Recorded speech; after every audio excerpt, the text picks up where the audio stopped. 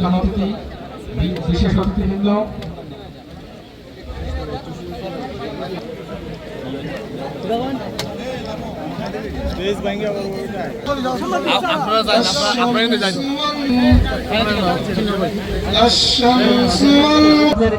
MIS সফটওয়্যারে সমাজসেবা অধিদপ্তরের অফিসারদের দ্বারা আপলোড করা হয়। পরবর্তীতে আপনারা জানেন যে আমাদের দারিদ্র পরিমাপের সারা বিশ্বে যে একটি বৈজ্ঞানিক পদ্ধতি আছে, সেই পদ্ধতি ব্যবহার করে PMT স্কোরিং উদ্দেশ্য করে বলছেন, হে অনাদিদেব, তুমি পরম ব্রহ্ম, পরমং বেদিতভ্যং তমস্য বিশেষ্য পরমে নিধান। গঙ্গা গীতা বিভিন্ন রাজনৈতিক দলের নেতৃবৃন্দ, আমাদের সুশীল সমাজের প্রতিনিধিবৃন্দ, প্রিন্ট এবং ইলেকট্রনিক মিডিয়ার সাংবাদিক বৃন্দ, আজকের এই আয়োজন আমাদের 6 নম্বর মন্ত্রী জনাব তারেক রহমান তার নির্বাচনী ইস্তিহার, জনাব তারেক রহমান তার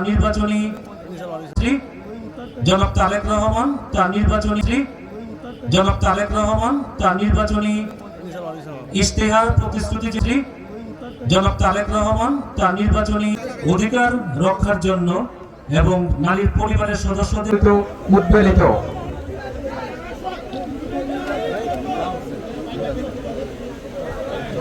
আজকের এই অনুষ্ঠানের প্রধান অতিথি বক্তব্য রাখবেন জনাব খন্দকার। এর মধ্যে 5টা প্রশ্ন হয়ে গেছে, উত্তরটা দিই। প্রথম কথা হলো, গত 1.5 বছর মানে অন্তর্বর্তীকালীন সরকারের সময় এবং তারও আগে আওয়ামী লীগের সময় একটা দীর্ঘ সময় বিনিয়োগের একটা বন্ধাত্ম ছিল, বিনিয়োগ স্থবির হয়ে পড়েছিল। আমরা তো সবাই জানি বিনিয়োগ না হলে কর্মসংস্থান হয় না, আর কর্মসংস্থান যদি না হয় তাহলে মানুষের পারচেজিং পাওয়ার মানে ক্রয় ক্ষমতা থাকবে না, তো দারিদ্র বাড়বে। এই জন্য যাতে বিনিয়োগ বান্ধব একটা পরিবেশ সৃষ্টি করতে পারি আমরা যত তাড়াতাড়ি সম্ভব, সেই উদ্দেশ্য নিয়ে আমরা কাজ করছি। আর ইরান যুদ্ধের প্রভাব পড়বে কি না, কিছু প্রভাব তো পড়বেই। যুদ্ধ যদি দীর্ঘস্থায়ী হয়, সময় যায়, তাহলে যে নৌ রুট, যে সি রুট, যেটি এই যুদ্ধের যে অবস্থান সেটির সাথে খুবই কাছাকাছি ক্লোজ প্রক্সিমিটিতে আছে, সেটি যদি বন্ধ হয়ে যায় বা দীর্ঘদিন বন্ধ থাকে, তাহলে এই নেভাল প্যাসেজের মানে নৌ রুট দিয়ে পরিবহনের খরচ বাড়বে, এটার একটা প্রভাব পড়বে।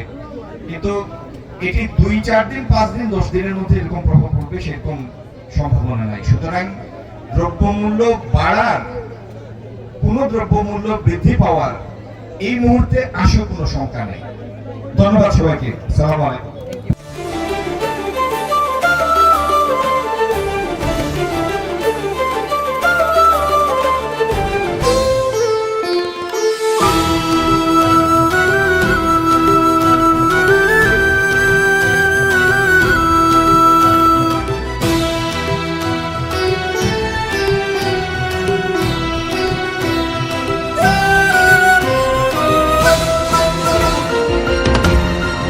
টেকনাফ থেকে তেঁতুলিয়া, রূপসা থেকে পাথুরিয়া, বিশ্বজুড়ে রূপসী বাংলা।